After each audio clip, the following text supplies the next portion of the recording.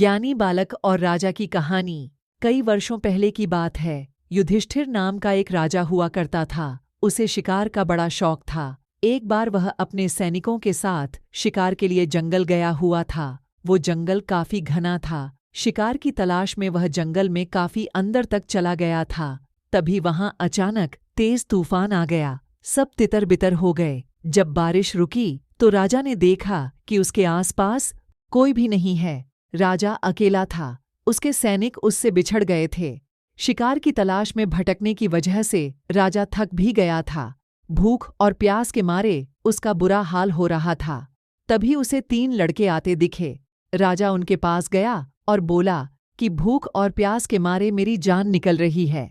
क्या मुझे कुछ खाना और पानी मिल सकता है? लड़कों ने बोला, क्यों नहीं। और वे भागकर अपने घर गए और राजा के लिए भोजन और पानी लेकर आए। खाना खाने के बाद राजा बहुत खुश हुआ और उसने उन लड़कों को बताया कि वह फतेहगढ़ का राजा है और तीनों ने जो उसकी मदद की उससे वह बहुत खुश है। राजा ने तीनों लड़कों की सेवा से खुश होकर उन्हें बदले में कुछ मांगने के लिए कहा। इस पर पहले लड़के ने राजा से ढेर सारा धन मांगा ताकि वह आराम से अपना जीवन व्यतीत कर सके।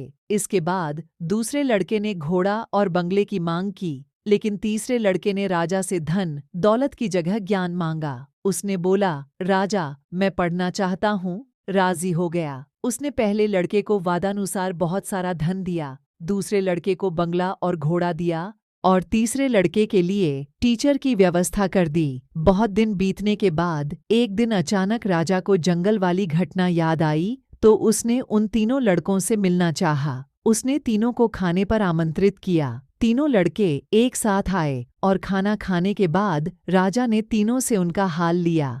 इस पर पहला लड़का दुखी होकर बोला, इतना धन पाने के बाद भी आज मैं गरीब हूँ। राजा जी, आपने जितना धन दिया था अब वह खत्म हो चुका है। मेरे पास कुछ नहीं बचा। राजा ने दूसरे लड़के की तरफ देखा तो उसने कहा, आपके द्वारा दिया गया घोड़ा चोरी हो गया और बंगला बेचकर जो पैसा आया वो भी कुछ खर्च हो चुका है और बचा हुआ भी जल्द खत्म हो जाएगा। हम तो फिर वहीं आ गए जहां से चले थे।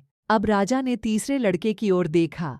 तीसरे लड़के ने बोला, राजा मैंने आपसे ज्ञान मांगा था जो रोजाना बढ़ रहा है। इसी का नतीजा है कि मैं आज आपके दरबार में मंत्री हूँ। आज मुझे किसी चीज की जरूरत नहीं है। यह सुनकर दोनों युवकों को काफी अफसोस हुआ। कहानी से सीख। इस कहानी से हमें सीख मिलती है कि ज्ञान ही सबसे बड़ी पूंजी है।